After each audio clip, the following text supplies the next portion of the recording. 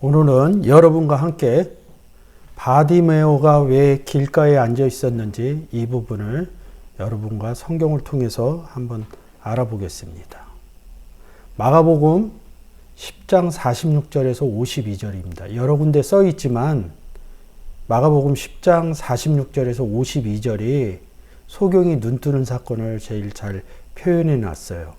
그리고 또 왜 눈을 뜬 것이 뭐고 눈을 감고 있는 상태, 눈을 뜬 상태가 무엇인지 이 마가복음 10장 46절에서 52절을 통하여서 보면 소경이 무엇인지 여러분들이 저와 같이 볼 수 있습니다. 제가 한번 읽어보겠습니다. 저희가 여리고에 이르렀더니 예수께서 제자들과 허다한 무리와 함께 여리고에서 나가실 때 디메오의 아들인 소경 거지 바디메오가 길가에 앉아 있다가 나사렛 예수시란 말을 듣고 소리질러 가로되 다윗의 자손 예수여 나를 불쌍히 여기소서 하거늘 많은 사람들이 꾸짖어 잠잠히 하되 그가 더욱 심히 소리질러 가로되 다윗의 자손이여 나를 불쌍히 여기소서 하는지라.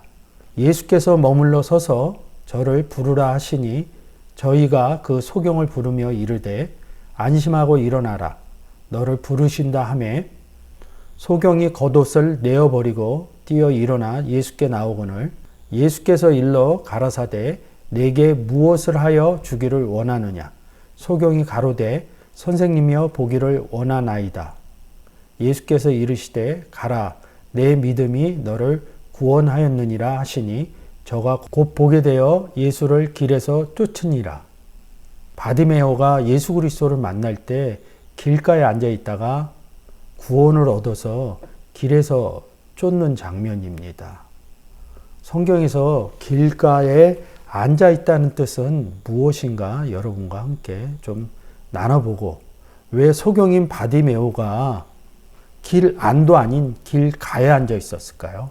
뭐 예수 그리스도가 길 가운데로 다니니까 구경꾼이 길가에 있듯이 길가에 있다가 예수 그리스도를 쫓아온 건지 그런 내용인지 성경의 헬라어 성경을 통해서 여러분과 한번 보도록 하겠습니다. 헬라어 성경에 보면 저희가 여리고에서 바디메오가 길가에 이렇게 얘기할 때 파라혼 호돈 이릅니다. 길 곁에 있었다는 겁니다. 제가 얘기하는 게 아니라 원문 자체가 이렇게 써 있죠. 파란색으로 박스를 쳐놨습니다. 그러면 길 옆이다. 우리가 보통 얘기하면 이렇게 얘기를 합니다. 호도스 이러면 3598 길이라는 단어입니다. 근데 이 길이라는 단어를 만날 때 꼭 생각해야 되는 성경 구절이 있어요. 요한복음 14장 6절입니다. 예수께서 가라사대 내가 예수인 내가 곧 길인 존재이요 진리요 진리인 존재이요 이렇게 얘기합니다. 생명이니 그러니까 나는 생명의 존재이니라 이렇게 얘기합니다. 나로 말미암지 않고는 아버지께로 올 자가 없느니라. 그러니까 길이라는 단어가 나오면 예수 그리스도라고 보시면 됩니다. 내가 곧 길이다. 파라라는 것은 곁에. 우리는 예수 그리스도 안에서 이렇게 얘기를 합니다. 우리는 예수 그리스도 곁에 있지 않아요. 안에 있지. 안에 있다는 단어를 쓰면 N이라는 단어를 쓰거든요. 안에 있지 못할 때는 그 기준으로 볼 땐 파라 이렇게 얘기합니다. 파라라고 얘기했다는 것은 뭐냐? 길가라는 것은 길 안에 들어가지 못했다. 이렇게 말씀을 드리는 겁니다. 똑같은 본문이 파라텐 호덴 3598 호도스에 대해서 이야기를 하는 거거든요. 마태복음 20장 30절에 소경이 둘이 길가에 앉아 있다가 이런 본문 같은 본문입니다.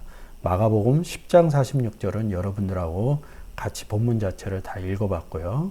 누가복음 18장 35절에서 여리고에 가까이 오실 때에 한 소경이 길가에 앉아 구걸하다가 마태, 마가, 누가 바디메오라고 써 있는 데는 마가복음뿐이 없어요. 근데 소경 얘기죠. 소경 얘기인데 제가 항상 얘기하듯이 사복음서는 똑같은 사건을 서신서마다 조금 다르게 쓰고 어느 서신서는 좀 더 내용을 좀 더 첨가시키고 어느 서신서에는 그 똑같은 한글로 같은 단어인데 원문으로 보면 다른 단어를 써놨어요. 그래서 사복음서를 볼 때는 이런 이야기의 내용이 나오면 마태복음 20장 30절에 소경 이야기도 보셔야 되고요. 누가복음 18장 35절 이후에 써 있는 소경 이야기도 보셔야 됩니다.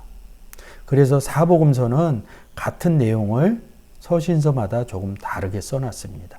다르게 써놓은 내용은 무슨 뜻이냐면 다른 내용을 통해서 성경이 무엇인가를 이야기하고자 하는 내용들을 표현해 놨다는 거죠. 그래서 한 본문만 보면 되지 않고 여러 본문, 마태복음이나 마가복음이나 누가복음, 요한복음하고 같이 써 있는 그런 사건들은 많지 않아요.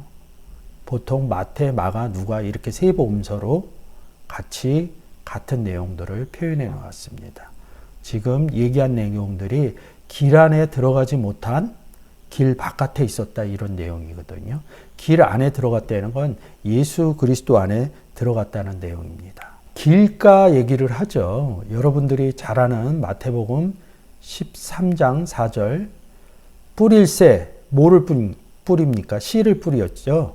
그 누가복음 8장 11절에서 씨는 하나님 말씀이요 이렇게 말씀을 하고 있습니다. 길가에 떨어짐에 새들이 와서 먹어버렸고 마태복음 13장 19절 길가에 뿌리운 자요. 근데 악한 자가 와서 그 마음에 뿌린 것을 빼앗나니 이렇게 얘기합니다. 마가복음 4장 4절에도 뿌릴새 더러는 길가에 떨어짐에 마태복음 13장 4절처럼 새들이 와서 먹어버렸고 이렇게 씁니다. 근데 마가복음 4장 15절에 한 번 더 얘기하죠. 말씀이 길가에 뿌려졌다는 것은 이들이니 곧 말씀을 들었을 때 사단이 즉시 와서 저희에게 뿌리운 말씀을 빼앗는 것이요. 마태복음에도 쓰고 마가복음에도 쓰고요. 그러면 누가복음에도 써 있겠죠. 씨 뿌리는 비유는 굉장히 성경에서 많이 쓰는 비유 중에 한 비유입니다. 누가복음 8장 5절입니다. 씨 뿌리는 자가 그 씨를 뿌리러 나가서 뿌릴새 더러는 길가에 떨어짐에 밟히며 공중의 새들이 먹어버렸고 각 서신서마다 길가에 떨어졌을 때 새들이 공중의 새들이 와서 다 먹었다고 그럽니다. 그래서 뒷구절 가서 길가에 있다는 것은 말씀을 들은 자니 이에 마귀가 와서 그들로 믿어 구원을 얻지 못하게 하려 하였고 말씀을 그 마음에서 빼앗는 것이요 이렇게 말씀을 드립니다. 길가에 떨어졌는데 다 새들이 왔다는 거예요. 근데 이것을 새들을 바꿔요. 마태복음에서는 13장 19절에서는 악한 자로 바꾸고요.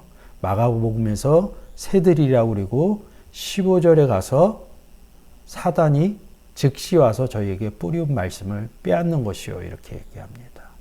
누가복음 8장 5절에서도 공중의 새들이 와서 먹어버렸다 이렇게 얘기하고 8장 12절에 마귀가 와서 그들로 믿어 구원을 얻지 못하게 하려고 말씀을 그 마음에서 빼앗은 것이요. 그러니까 새들이 와서 먹어버렸다는 것은 8장 12절 내용으로 보면 구원 얻지 못하게 하려고 그랬다는 거예요. 그런 부분으로 보면 길가라는 것들이 길가의 상태가 사실은 예수 그리스도를 영접하지 못한 상태다 이렇게 보시면 돼요.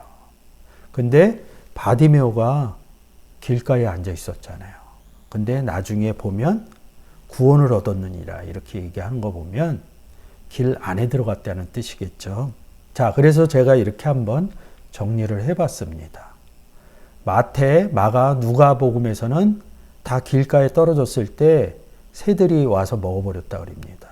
공중의 새들이나 새들이라고 이렇게 얘기합니다. 마가복음 4장 15절에는 제가 이렇게 박스를 쳐놨죠. 사단이 즉시 와서 저희에게 뿌리운 말씀을 빼앗는 것이요 이렇게 얘기합니다. 누가복음 8장 12절에서는 마귀가 와서 그들로 믿어 구원을 얻지 못하게 하려고 말씀을 그 마음에서 빼앗는 것이요. 마태복음 13장 19절에서는 아무나 천국 말씀을 듣고 깨닫지 못할 때에는 악한 자가 와서 그 마음에 뿌리운 것을 빼앗나니, 마음에 뿌리운 게 무엇이에요? 씨를 뿌린 거거든요. 하나님 말씀을. 그걸 빼앗아 간다 이런 얘기입니다. 그래서 좌측 상단에 보면 제가 박스를 쳐놨죠. 새들이 와서 먹어버렸다. 마가복음 4장 15절 새는 사단이다. 누가복음 8장 12절 마귀가 와서 빼앗아 버렸다. 이렇게 얘기합니다. 그리고 마태복음 13장 19절 악한 자라고 얘기합니다. 그러면 박스 안에서 이렇게 표현한 것처럼 새는 사단이요, 마귀요, 악한 자라는 소리죠. 길가에 말씀이 떨어졌다는 겁니다. 예수 그리스도 없는 사람한테 예수 믿으세요 했더니 구원을 얻지 못하게 하려고 마귀가 와서 그들로 믿어 구원 얻지 못하게 하려고 말씀을 그 마음에서 빼앗은 것이요. 이렇게 얘기합니다. 그게 공중의 새란 얘기죠. 이런 본문들을 잘 보면 여러분들이 깨달아지는 게 있을 거예요. 제가 말씀드린 것보다 더 많은 것을 깨달을 수 있습니다. 근데 길가에 누가 있었다고요? 바디메오가 있었다는 얘기입니다. 그래서 길가에 있었는데 바디메오가 47절에 나사렛 예수시란 말을 듣고, 그럼 이 내용이 끝으로 가면 왜 소리 질렀겠어요? 구원받고 싶어서. 그 내용입니다. 51절입니다. 예수께서 일러 가라사대 내게 무엇하여 주기를 원하느냐? 소경이 가로되 선생님이여 보기를 원하나이다. 바디메오가 이렇게 얘기를 하고 있습니다. 그랬더니 52절에서 예수께서 이르시되 가라 내 믿음이 너를 구원하였느니라 하시니 저가 곧 보게 되어 예수를 길에서 쫓으니라. 이렇게 말씀하고 계십니다. 보게 됐다는 게 구원을 얻었다는 거고요. 그러면 구원 얻지 못했다는 것이 뭐예요? 보지 못했다는 역순으로 생각할 수 있겠죠. 보지 못하는 것은 또 소경이다. 눈을 뜬 것은 보게 됐기 때문에 구원을 얻는다. 이런 얘기가 된 거죠. 근데 우리가 항상 얘기하듯이 내 믿음이 너를 구원하였느니라 이렇게 얘기하면 어떤 행위적인 믿음으로 봐요.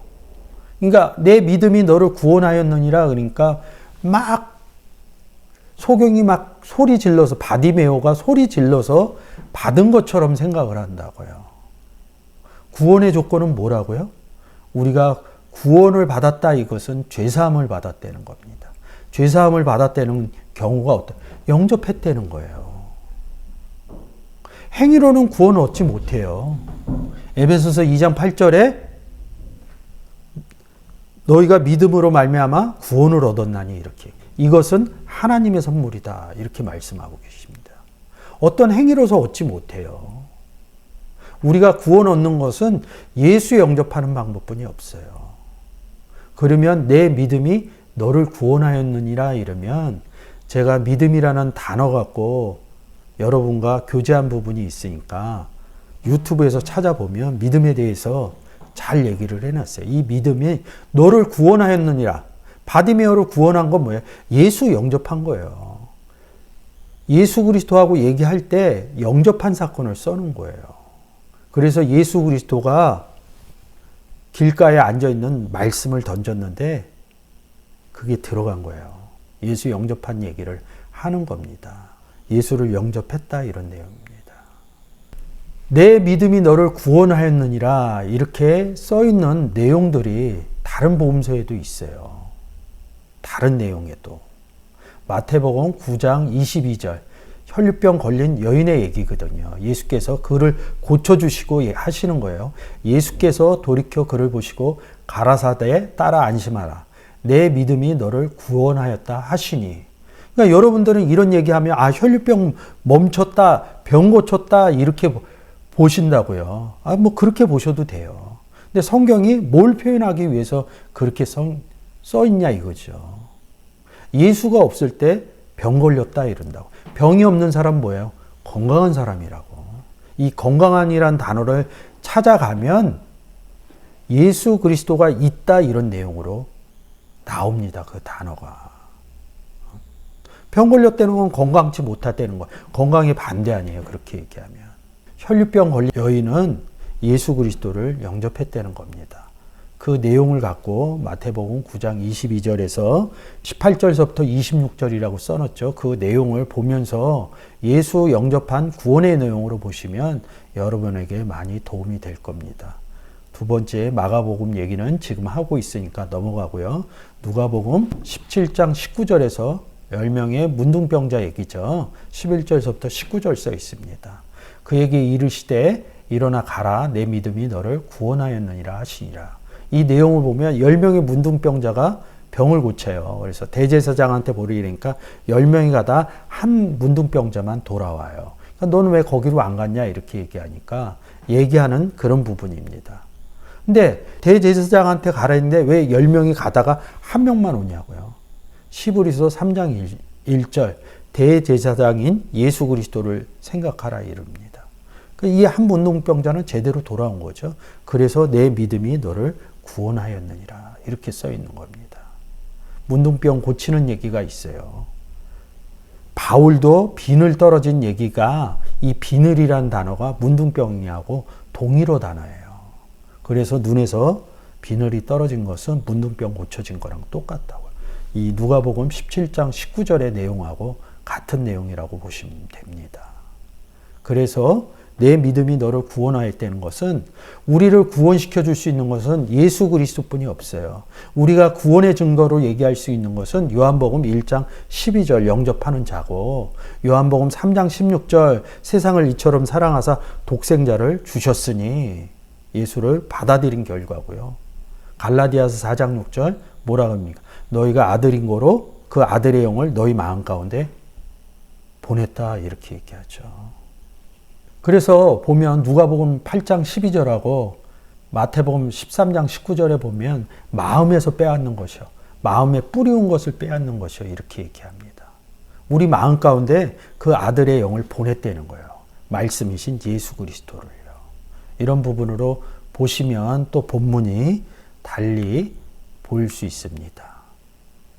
사도행전 14장 9절에서도 바울이 말하는 것을 듣고는 바울이 주목하여 구원받을 만한 믿음이 그에게 있는 것을 보고 이렇게 얘기합니다. 내 믿음이 바디메오가 구원을 얻었다 이런 거를 예수 그리스도 영접 사건으로 보면 그 문제들이 달라져요.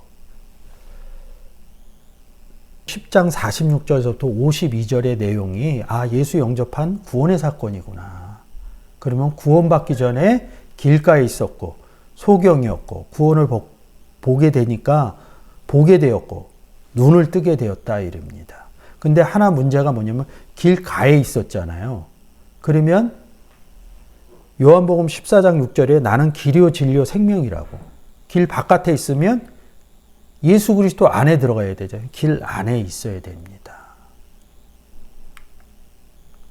그래서 52절 제가 원문을 이렇게 갖고 왔습니다. 곧 보게 되어 예수를 길 호도서 에서가 1722번 N 아니라는 소리입니다. 길 안에서 쫓느니라 이렇게 얘기합니다. 믿음으로 구원 얻으니까 구원 얻었다는 건 뭐예요? 그리스도 안에 들어갔다는 거죠. 그래서 호도 이렇게 얘기하는 겁니다. 호도 이렇게 얘기하는 겁니다. 길 안에 들어갔다. 한글로는 길에서 이렇게 써 있지만 이것을 직역하면 길 안에서 쫓느니라 이렇게 쓰는 겁니다. 자, 보세요. 그래서 46절에는 길 바깥에 있었어요. 근데 믿음이 너를 구원하였느니라 그러니까 상태가 어디 있었어요? 길 바깥에 있다가 길 안으로 들어왔다고요. 여러분이 보는 것처럼 길 바깥에 앉아 있다가 앉아 있다는 까띠조라는 단어에서 파생된 단어로 그의 상태를 얘기를 해주는 겁니다. 근데 구원을 얻게 되니까 어떻게 돼요? 길 안에서 쫓느니라. 이렇게 씁니다. 근데 이 쫓느니라는 단어도 제가 190번 아콜류데오 이렇게 써놨습니다. 쫓는데 이 쫓느니라는 단어에서도 이 단어를 보면 무슨 뜻이냐면 켈류도스라는 길이라는 단어가 있어요. 그거하고 지금 맨 앞에 있는 알파하고 길하고 합해졌다 이런 뜻입니다. 그런 상태에서 쫓아대는 거죠.